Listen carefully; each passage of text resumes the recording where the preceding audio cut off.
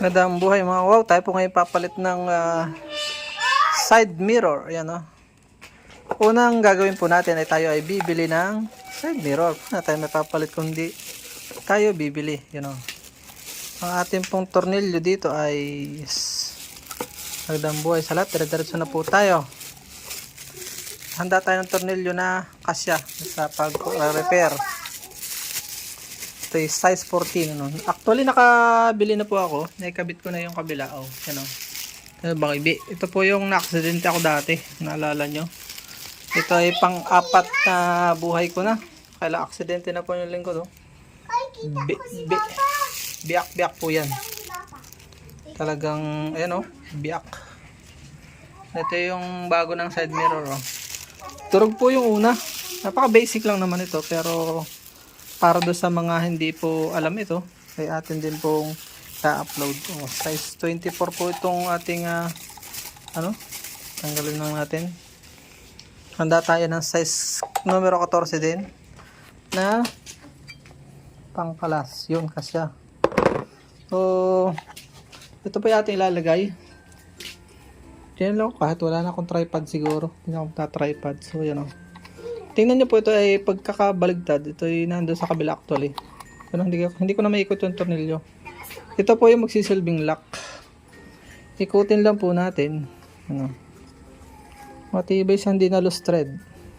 Kung kaya natin lagyan ng use oil, pwede. Hindi naman ay ganyan lang po yung pagpapalit. Hindi kailangan masyadong maarte yung tsura ng ating side mirror. Mahalaga ay salamin siya at nakakakita ng nasa likod. Yan o. Tingnan nyo. Mas maganda itong kabila. Medyo hindi masyadong matilos. Ganito lang. Makakasakit pa rin yun. Pagka just in case accident, huwag naman mangyari. Tutusok sa atin. Ito naman po yung ating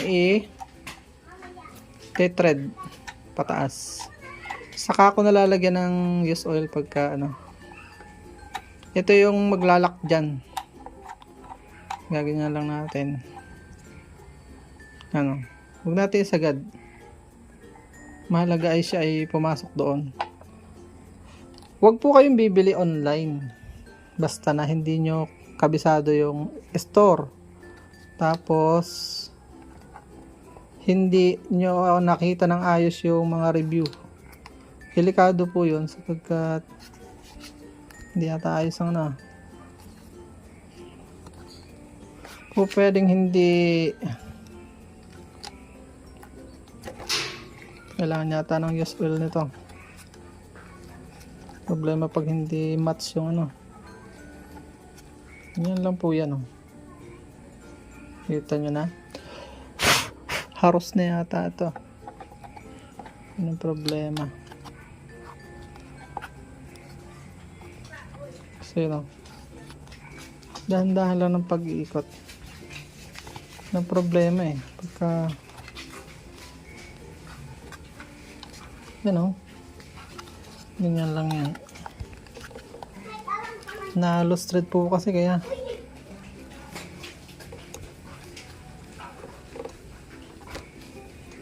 hindi siya ka-match nung kailangan ikot-ikutin hindi makuha yung lalagyan ko muna po siguro ng oil para mahirap persahin yan hindi maganda yung thread niya. Hanap po ako ng use oil at lalagyan ko muna ito. Pwede pong ganun lagyan natin ng oil pagka hindi pumasok. Galing kasi ito doon sa kabila yung tinanggal ko, baka naharos. Pwede rin naman magpalit na rin tayo ng ganito, mura lang naman yan. So yan, lagyan po natin ng kaunting use oil lubricant para madali siyang pumasok. Yan. Susubukan natin kung papasok na po ito. Naglag pa yung yung oil. Ito pala. So sana mag-ari. Pag na-loose thread, delikado. Yan, medyo madali-dali na ngayon.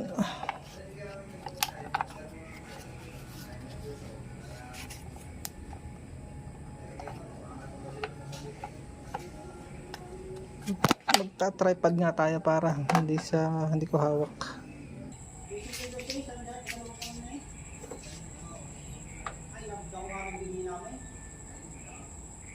Pero itong nalimigyan, hindi na sigurado niladaan naman. Matagal din na?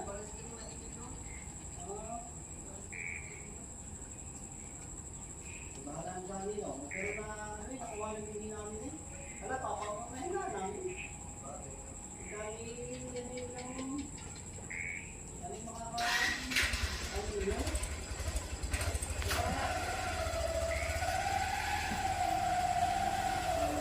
So,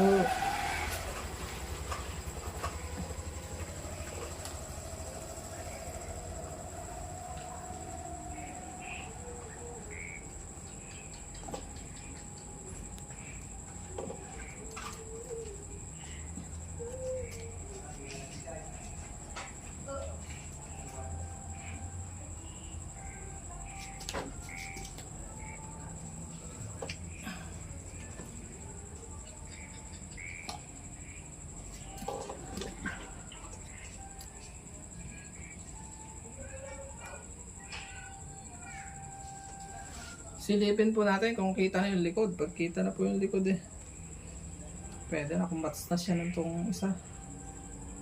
Na-aksidente na kasi kaya hirap ng ayusin. Magkaiba siya ng ano. Okay na yan. So, kasi na, bahala na po kayo. Okay, ilalak muna. Tapos saka natin ilalak pagka nakuha na natin yung pantay noon. Ano. Ganun na po kasimple yan mga kawaw. Medyo maganit na siya pero maaari pa naman. Ilalak natin. Basta po yun. Basta pumasok na konti okay na. Nalustred siya. Pagkakalasin natin, pag kukuha natin ng hindi natin gusto yung posisyon, kakalagin lang natin yung tornilyo para siya ay umano. So ganyan lang po kasimple ang pagkakabit ng side mirror. Maraming salamat, bye bye and God bless. Please support all Filipino vloggers. Pakita natin sa mundo na nagkakaisang lahing Pilipino. Bye bye muna po.